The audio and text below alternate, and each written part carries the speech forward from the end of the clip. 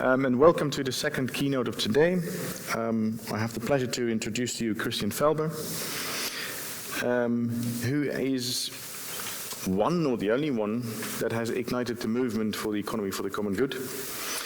He coined the term in his 2010 book, Change Everything, Create an Economy for the Common Good, which advocates for an economic system that benefits all, not just a happy few.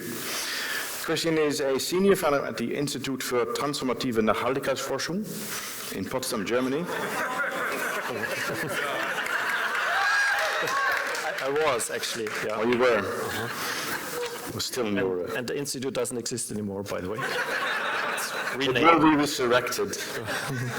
Definitely. He also has published many books on the issue of alternative economic thought and practice. The economy for the common good movement has already spread across the world. It has affected countless of organizations, schools, universities, municipalities, and cities to take a different position on current day economic practices. And we'll hear a lot about it more. Christian, the floor is yours. Thank you, Niels. Thank you. Thank you. Did you enjoy lunch? If you want to accelerate digestion, can do these other type of things, which is not at the core of economic courses and studies. Maybe one day it will be, when we arrive at a more holistic approach to the discipline, when we integrate, history of the economy and economic ethics and ecology and art and other disciplines, then we will have back a holistic vision on the economy. And that's maybe one of the common objectives of those who are trying to reform both the discipline as well as the practice of the economy. I had the honor to introduce this conference, to open this conference as the third conference of our movement, but very deliberately this conference is not about the economy for the common good, but it's about a broad range of alternatives, of future-fit economic models, and their progressive engagement and collaboration and search for synergies. Because there are so many alternatives that I think the future will consist in the combination, in the collaboration, and in the progressive convergence. I just come from Istanbul, where the first prosumer economy conference was held. It has this interesting title, but the participants were the same as ever, from donut to social and solidarity economy, from fair trade to social enterprises, from post-growth thinkers to the economy for the common good. And it was a great example of progressive collaboration. Just for instance, one highlight, I had an extra session with Erin Sahan, who is the lead of the business section of the donut, and we tried to match and merge the donut design for businesses and the common good balance sheet, just to give one example how things are evolving. And we have a couple of joint references. Maybe one is that we are talking about the polycrisis and the progression of the polycrisis. And don't be afraid, I will talk about the polycrisis. I will also not talk about the planetary boundaries. Maybe just one single aspect, apart from that, this is the most widely used common reference of all these alternatives. And maybe just one aspect I want to point out, because more and more people are kind of saturated with hearing about climate change and its risks that it bears. So I shifted to talk about the loss of biodiversity, because some consider it as the even bigger ecological risk. And you can frame it that we are one species out of 8 million known species. And over the past 150 years, with the current economic model, we have extinguished 1 million species, which is 5,000 species per year on an average. And this gives an opportunity to slow down the talk and give people the chance to at least try to feel it, and I invite them then to make a meditation at home and just to try to feel what it means that one species is extinguishing 5,000 species per year with the current way of practicing the economy.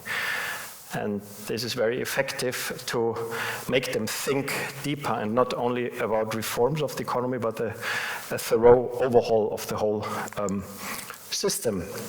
And this is one of our strongest joint references, and there are some more. In science, we are talking about orthodox and heterodox economic schools, theoretical school of economics, and the initiative Exploring Economics is kind of making a fantastic overview which explains the commonalities and the differences of these schools, from feminist economics to neo-Keynesianism, from Marxist economics to the Austrian school, and neoclassical economics as one of 10 presented schools. And the underlying movements from the International Students Initiative for more plurality in economics, or rethinking economics in the English-speaking area, or post-autistic economics in the French area. Today, more and more the scientists for future and economists for future, they're kind of this underlying intra-institutional reform movement that is pushing forward these innovations within the scientific community. And then there is this, already we could call it a tradition of degrowth conferences or post-growth or beyond growth conferences. And the most widely noticed one was last May in the European Parliament. Many of you were there, I guess some of us were there. And now we have these national sprouts in more and more countries, the national degrowth conferences.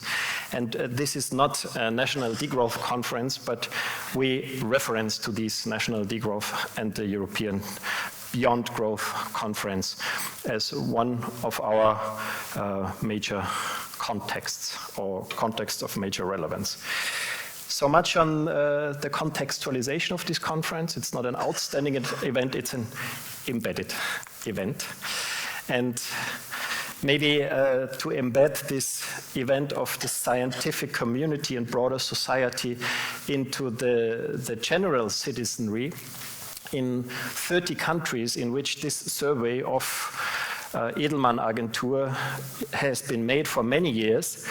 And in 2020, for the first time, a majority of the 40,000 surveyed citizens in these 30 countries answered that they think that the current economic system is doing more harm than good. Until 2020, still a majority believed in capitalism in a way that, of course, it has its destructive dimensions, but it's still creating more welfare than doing harm. And in 2020, for the first time, it was the other way around. And that's why the search for the future fit economic models has begun, now already different from the theoretical schools of economics. So this is more the scientific level, but now we are talking on a mixture of practical level, political regulation, economic policy, but of course inspired by and nourished by science. And there is a I don't want to say a great confusion of how many models are there and how can we sort them and how can we get an overview. And here is one first attempt to sort them a little bit on the three levels of economy, business, and finance. Economy would be the national economy, the macro level. Business could be the meso level of organizations or companies, and finance could be the micro level of financing investments and economic activities.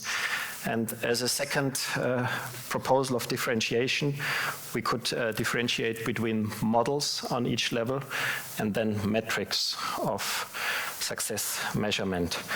And this is just to start somewhere. Maybe some of you are already doing this work of which models are available and where would we place them in a systematic overview. The good message is there are plenty of alternatives, and this should always be the answer to Tina. Tina, there is no alternative. Tapas, there are plenty of alternatives. And now, how could we start the search or the research for common ground, commonalities, synergies, and collaboration? And, well, I'm trying to start somewhere. And I'm trying to start with 10 questions. And the objective is to define the 10 most relevant questions on economic phenomenon, or core elements, cornerstones of the economy and also economic science. And this is my modest proposal. Of course, it should be discussed and developed, but this is where I'm trying to walk you through now, one by one. And of course, I have to be almost, I would say, superficial. Maybe it's not superficial, but I have to be very short with each cornerstone. Otherwise, I would not get through in these more or less 30 minutes that are left for my presentation, because then I want to have at least 15 to 20 minutes of discussion with you. And let's start with epistemic and ontological foundations. And this is not a systematic offer of some insights which we can also turn back into questions. But as I can see, this is kind of a common ground of most of these alternatives that I have had the honor to get to know. And it starts with something that still needs to be emphasized, that economics is not a social science. And as a linguist, I have the advantage that I know it by the definition of the proper term. Oikonomia cannot be a natural science, because if economics was a natural science, then it would have been called in ancient Greek ecology, oikos logos, because logos means natural laws, but nomos means man-made laws. And this is why Keynes is totally right. He says economics is not only eminently a social science, it's also a moral science, because man-made laws are also always normative decisions, and that's why social science is by definition a normative science. Second, it makes only sense in context. There is no pure economics, as the neoclassical economists put it. Economics only makes sense in broader contexts, and I think that you would agree with the general proposal, but which other disciplines should be linked to economics, this can be discussed in detail. Then the most important phenomenon of economics are social constructions. No matter if you talk about money or capital or property or markets, as Bas did in his introductory keynote. We are talking about something that we have created culturally, socially, and as a logical consequence, it can be changed. And there are no natural laws in our way, although just the term market law rather indicates something that cannot be changed, because it sounds like a natural law. It would be interesting, a survey amongst students of economics and non-students of economics. If you hear the term market laws, are these natural laws that are not changeable, or are these political or even democratical decisions that can be changed? That would be an interesting survey, and I'm almost sure that large majority of the surveyed people would answer, this is something not changeable. And there is where Tina comes from. There is no alternative, because we are investigating and talking about natural laws. Well, then I already said that economics is, of course, not a value-free science. It's almost embarrassing to have to say that, but some people still think that it's the case, that they are talking about a physics-like science. And actually, one of the contestations of the economy for the common good in the scientific dialogue was, well, this approach is not really interesting to us because it's a normative approach, as already said. That's what mainstream, and there is something like a mainstream economic science, because there are scientific surveys who surveyed economists, actually chairs of economic faculties, if there is such a thing as a mainstream economic science, and the huge majority answered with yes, there is. Of course, it's not identical with neoclassical economics, but it's a little bit at least similar to neoclassical economics. And some of them would still hold that their science is value-free. I remember a book presentation in Vienna where one of the most acknowledged chairs of macroeconomy, of national economy in Vienna, said on the panel, even with strong emotion, we are like physicists. Huh? This was 2 years ago. And yeah, and as a consequence, if we do not accept that, if we disagree, and if we agree on economics as a social science and as a normative science, then there are always alternatives. And we can imagine and create an economy with or without markets, with capitalistic markets as we know them today, or with different markets.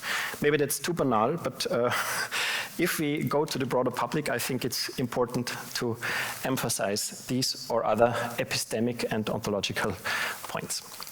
And then I thought, what should be second? And even before talking about the definition of economy, I thought it's even more important to talk about the image of men or women in economic science, because it's so dominant and it has spread out to the general population. In the general population, there is a strongly rooted belief that economic man exists. This economic man, where he is. Here it's not a woman, it's a man. And for me as a linguist, it was interesting that the term of economic man appeared only for the first time in the late 19th century. And the term homo economicus in its Latin version, even later, it's a child of the 20th century. And only this is very interesting, that oikonomia exists since 2,500 years. Aristotle, Xenophon, and even some others before them. But Homo economicus, 2,400 years later. And of course, this is just a set of assumptions, and we should not stop asking economists who assume humans like that, why they do it like this and not like that. Because if I ask as a sociologist and psychologist and sociopsychologist, people which are according to your personal experience, to your personal life experience, which are the qualities, the values, or the principles that allow your human, social, and maybe also ecological relationships to flourish, then people used to answer this. And no matter in which country, it's universal. So people who have not studied it know it from experience. And my question is, if we assume a human being for thinking about the economy and designing the economy, why don't we take an image of humans whose relationships flourish and whose community is flourishing? As we know from neurobiology, which is a natural science, now we're talking about a natural evidence from a natural science, neurobiology, that flourishing human relationships and flourishing communities is what makes people happiest. There's nothing that makes people happier than flourishing relationships and communities, and nothing that makes them achieve more. So if you're talking about achievement, as economists, and we want people to achieve a lot, then we should provide flourishing relationships. And then we could use this image of man. And then, of course, economic history is helpful to just remind us that these qualities and values, they are not new. They were predominant not only over centuries, but over millennia. And if Adam Smith is used to cite the invisible hand and to legitimate egoism with the invisible hand, then actually economic educators should put it right and clarify that it was only Paul Samuelson in the mid of the 20th century who made the invisible hand of Adam Smith famous. Before, it was not discussed by his successors. And the linkage to egoism was also a masterpiece of Paul Samuelson, whereas Smith himself falsified the myth of the invisible hand that should legitimate egoism. And if we base our image of man on scientific evidence, we can do it. And as already indicated, there's a growing array of literature with scientific evidence from diverse disciplines that by nature we neither have to kill nor to compete. We can help each other. We are actually born to help each other without having any benefit out of it. And we have the freedom to counterpete against each other because our genes are so liberal, if you want to, but they do not force us to counterpete. And our brain is made for complex collaboration. That's scientifically proven. And the better way to flourishing relationships is cooperation, not competition. That's also proven. Well, now we can make a significant step and ask, do we know what we are talking about if we study economics, if we talk about the economy? Do we have a clear and unanimous definition of economy? Because there I think we should start. And I say again why I think that is so important, because almost everybody, every politician, every journalist, and of course most of all economists are talking about economic growth when they're actually talking about GDP growth and do not make a distinction. But when GDP is growing, is the economy growing? And this is for me a very strong indicator that we do not have a clear and accurate definition of the economy. And we should define the economy and then do not equalize economic growth with GDP growth.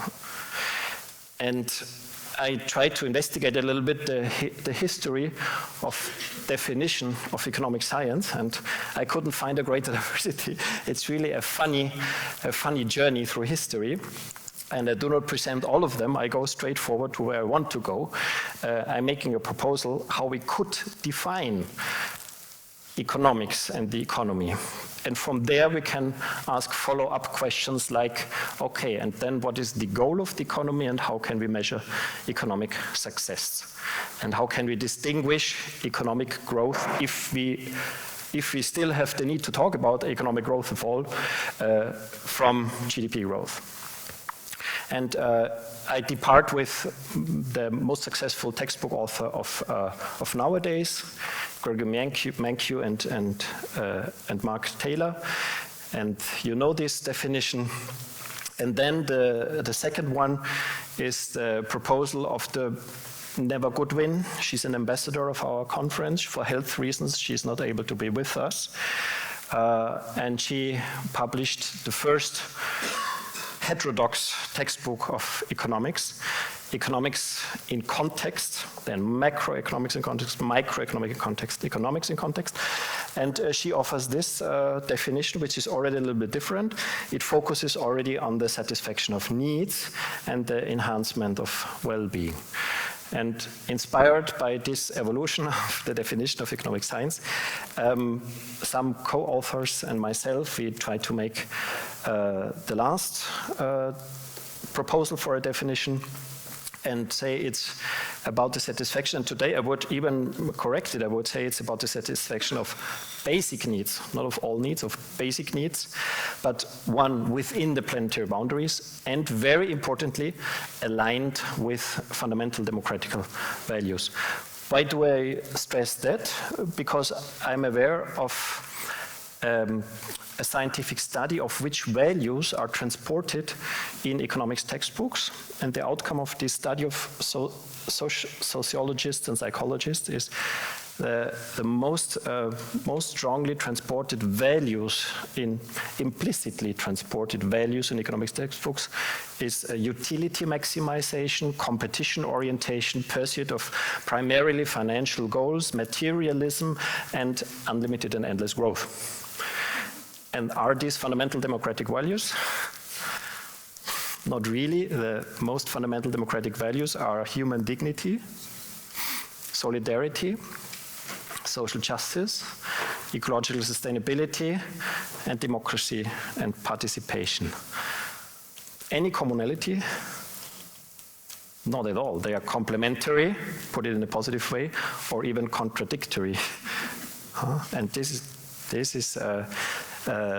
I think this is a major shortcoming of the neoclassical approach, and that's why we propose not only within the planetary boundaries, but also aligned with fundamental democratic values that are enshrined in our constitutions.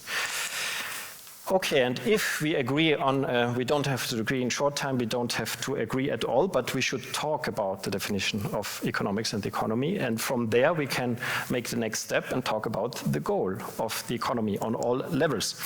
And again, first a shy look and quick look into economics textbooks. And yeah, that's, to be short, that's indoctrination, because that's just one possibility. Of course, that's a possibility, but science should offer an insight into all possibilities. And if we look into the broader field of disciplines, then we find quickly that others said different things. And this is, for me, especially relevant because Klaus Dirksmeier is not looking at a short period of time, he's looking of a period of 2,000 years. And if we go back to Aristotle, then something which is in my view, really lucid, because Aristotle made not only the distinction between two different ideas of the economy, he even created two different terms for it. And how can that be forgotten or neglected? And the oikonomia, oikos, household, nomos, the moral rules, thanks to which we manage the household. Why moral rules? Because we want to achieve a goal, and the goal is the well-being of all household members, the common good. And then he was very repetitive and very detailed in saying that money and capital and material goods should only be the means to achieve the goal of the common good. And if this relationship of end and means got inverted, and we strove first and foremost for money or capital or financial or any material goods, then we would abolish the economy, because we would invert it or pervert it or put it on its head and create a Chrematistike, which is the opposite of the economy, which is possible, but it's not the same. It's semantically the opposite. And in a Chrematistike, we're putting the economy upside down. And today we don't use Chrematistike, today we use capitalism. And in capitalism, as the term says, we are striving first and foremost, not exclusively, but first and foremost, towards money and material goods. And most importantly, an economy originally was already an economy for the common good. So when we started to propose an economy for the common good, we thought that's a contradictio intra termini, contradiction within the term. Now we know it's a tautology. It's saying the same twice, because an economy is already an activity oriented towards the common good. Why call it common good activity? It would be a tautology. But it's telling that economic education did not deliver us and provide us this insight. We had to investigate to find this contradiction. Maybe that's the way how you deconstruct ideology. But if you don't focus on economics textbooks, but shift your attention to democratic constitutions, then you find something completely different. And you find the decision of democratic constituencies that economic activities should be about the common good. Of course, this is normative, but it is a decision between Rhématistique. It could also say economic activity in its entirety serves the accumulation of capital. That's possible, that's thinkable, but it's not saying that. It's saying something different. It's saying that the economy should be oriented towards the common good. And thinkers that think out of the box say the same, although they might not have seen every single constitution that says that. I think I have to detach this from my beard because something happened. Oh, now I got it, yeah. Should be okay now. And now coming to the point, if we are clear which is the goal and which are the means, then we should align our methodology of success measurement with the goals. Because that's what I learned everywhere, without a single exception, that success is measured first and foremost according to the achievement of the goals, and not first and foremost, but if at all, in a secondary stage, according to the means. But first and foremost, success has to be measured against the goals. And if we now agree that the goal of the economy is the common good, this current practice of success measurement is methodologically flawed, because we are not measuring success against the goal, but against the means. And the correction would be this one. And you don't have to call it common good. You can call it well-being. You can call it a good life for everybody, buen vivir, national happiness, or however you want to. But the point is, we should align success measurement in the economy with the achievement of the goals, or measure success against the goals. But the goals, who defines the goal? And this is the point. We should actually invest a lot of energy, of creativity and scientific research energy in discussing the goal and trying to get an agreement, or even better, a consensus about the goals of economic activities, of the economy and economic science. Actually, we don't have to do this exercise because constitutions already are telling us. Actually, we only would have to respect our constitutions. But maybe not all constitutions are that clear as the Bavarian constitution. I looked up the term common good in the Dutch constitution and I did not find it. But I did not find the term sustainability either. So it doesn't mean a lot, I think. But this could be an initiative from economists. Why not anchoring either the common good or the well-being or deep sustainability as one of the state goals in the Dutch constitution? I think that would be a really welcome exercise of Dutch economists to intervene in public and political discussion. And of course, now comes the main exercise. I think the best way to define the common good is to compose a successor of GDP with the most relevant ingredients, in their totality, in their unity, represent the common good. And I already made a comment in Julia's presentation in the first parallel session. Why not letting the people decide? Why not involving the citizen in the search for the most representative common good product, or well-being index, or happy planet index, or national happiness index? Because if the citizens were asked what they understand by the common good, then maybe they will identify with the outcome, and they will watch this outcoming dashboard every day, or at least every once in a while, and they will have a strong emotional bond to what they created themselves. And my proposal is to combine a bottom-up approach involving the citizen in the definition of the goals of all fields of politics. It's not only about economic policy, it's all policy fields. And then add the indicators, the measurable indicators by experts of all fields of science. This would be a top-down, bottom-up marriage, which would try to close some of the gaps in our societies that have opened up over the past years. Well, and we could go started with a methodological approach. and not start with a name and not start with ingredients, but start with methodological questions. What should be the requirements for the successor of GDP? And here are 5 proposals of our movement, pushing our own preferred tool to the second row. And these questions could be what I just mentioned. And then the aggregability to one single number, to an index. I agree totally with Julia, because why? Because only then such a success of GDP will be able to replace GDP. If we have 20 figures, they will never replace GDP. If we aggregate them to one figure, it will be, and still we can differentiate it. Yeah, we can still look at every single indicator. This will not get lost, but only if there is a single number, this will replace GDP one day. Not everywhere, because as a statistical measure, it's valuable, but we have to differentiate the statistical measure from a normative benchmark, a normative, how did you say it, yardstick, a normative yardstick, that was bars. Okay, and the last point is we are now having 2 separate discussions. One is on the success of GDP, and the other one is on corporate sustainability reporting. And they're not linked.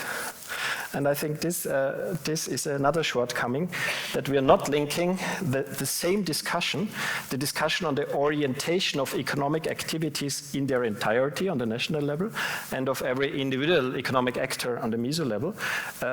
I propose to link them, and then we have a meaningful relationship, and maybe then the future reporting tool of companies would pay into the growth of the well-being product, which then is not a damage, but something positive, because if we become healthier, it's always better. If we become luckier, it's always better. If we become wiser, it's always better. If social cohesion gets stronger, it's always better. And if we become more sustainable, it's also not bad. And the difference is, if you measure the means, you can have too few of them or too much of them. But if you measure the goals, you never can have too much of a goal. And now coming to the meso level and trying to evaluate the CSRD, the Corporate Sustainability Reporting Directive in the European Union, against what? Against 10 criteria that I tried to elaborate in a study for this Institute für höhere Nachhaltigkeitsstudien, Institute for Advanced Sustainability Studies, which is now renamed in Research Institute for Sustainability. So it exists, it keeps existing, but it's part of the Helmholtz community in Germany. And this is a study on the meta requirements for a mandatory sustainability reporting framework. And let me go far into the future. We now have the first jurisdiction, the European Union, that has issued a mandatory sustainability reporting framework. But why don't we start as an agent for change, meaning scientific community plus NGOs plus real economy initiative that are going for a truly sustainable economy? Why are we not heading together for the global sustainability reporting standards? Because some are already doing, GRI is already doing, and the International Accounting Standards Board is already doing, but we haven't joined our forces yet in order to fulfill all these criteria, and green would mean that these criteria are fulfilled, and red means that they're not even discussed. So the CSRD does not even discuss 5 out of 10 requirements for an effective mandatory sustainability reporting framework. And we could start with that. We could start with an agreement which should be the requirements for a mandatory sustainability reporting framework, and from there we could build one together. And if, let's say, Wellbeing Economy Alliance plus Scientists for Future plus Economists for Future plus some bright minds from OECD and the UN and Rutger and others join our forces and say this is our joint proposal for a global framework, then maybe we will be heard and we will become visible and relevant. Okay, yeah. Let me take a look at the time, because I'm getting back to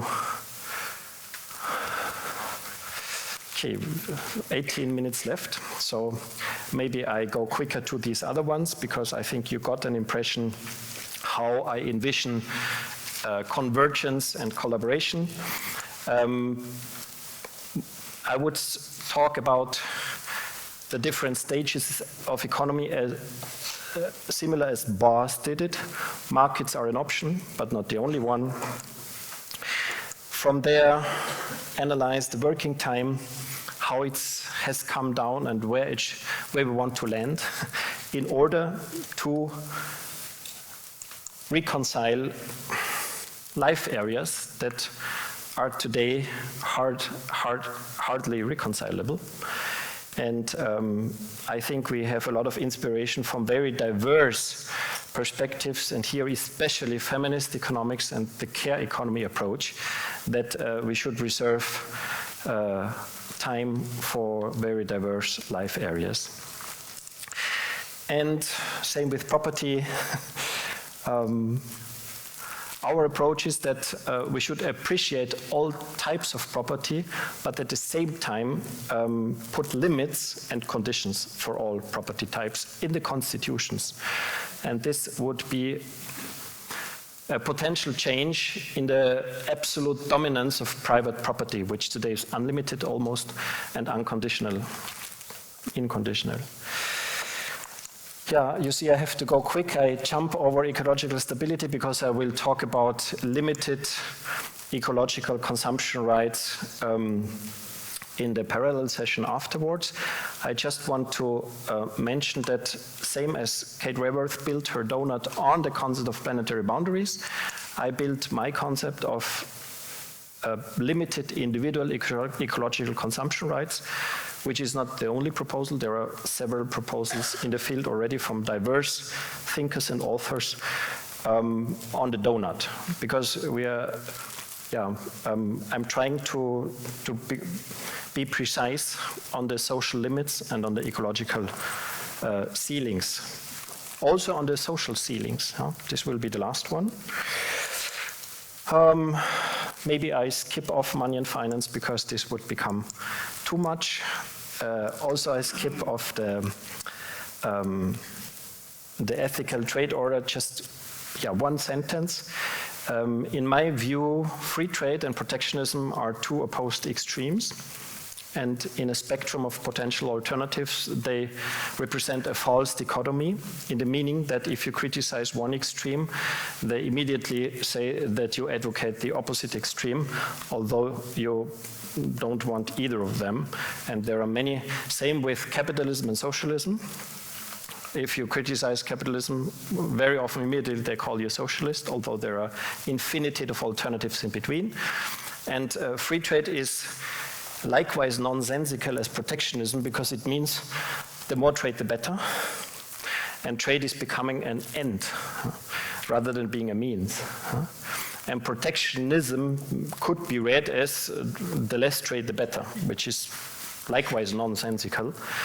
And ethical world trade would mean trade is a means. And only if more trade contributes to the fulfillment and protection of human rights in a better way, and to a higher stability of climate, and to a lower rate of biodiversity loss, or to no biodiversity loss, only then we want to allow and enhance more trade. If not, trade is just not the right means to meet our ends.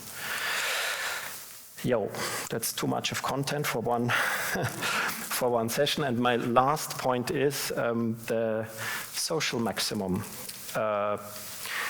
We see not only many of us asking for a lower degree of inequality, but this is also the large majorities, the wish of the large majorities of people in the most diverse countries. Same in China as in US or Germany. But at the moment, we don't have the tools at hand to go to make a decision, because we only can vote for political parties in most countries. And in a sovereign democracy, which would be a layer above the today highest quality level of democracies, which is a liberal democracy, and the sovereign democracy would still be higher, in case the parliament either wants to decide something which goes against the huge majority of the citizens, then the citizens could correct the government. This is possible in Italy and in Uruguay today. And in a different case, if the people are desiring something really strongly, like for instance, the lowering of inequality, but parliaments just do nothing, well, then people could go to action. And it doesn't have to be a simple referendum. That's just one of the few instruments that we have at hand today. But there are much more complex processes, from citizen assemblies to economic conventions to even constitutional assemblies, although the latest failed in Chile, but this also happens in a longer journey of trial and error. We will have instruments thanks to which we will be able to decide intelligently, for instance, on the limitation of inequality in income or private wealth. And as I don't have the time now, I just tell you the outcome of this intelligent innovation. And the left column are the diverse proposals where people would limit inequality with the highest possible income, so the legal maximum income in relation to the legal minimum income. 4 means maximum 4 times, 7 and 10 means maximum 7 or 10 times. And then in the right columns, we measure resistance against all proposals. It's an innovative method developed by 2 mathematicians at the University of Graz, systemic consensus. And you see that resistance is starting always very high, going down to a bottom of resistance where the pain, the collective pain is the lowest, the loss of liberty is the lowest, the achievement of the common good is the highest. And then resistance goes up again. And I reframe high resistance against an extremely low inequality as socialism, and even higher resistance against an extreme high degree of inequality as capitalism, but there are many alternatives in between. And the bottom of the valley of resistance, this would be the economy that we want, no matter if you call it donut or care economy or social economy or common good economy. And the point is using the refinement of democracy to get better results for the design of the economy. Still a slide, I'm sorry. Yeah, factor 10 is usually the winning one. And just to compare where we are currently, this kind of democracy would make a major difference. That's the point. And I have to stop. I want to stop.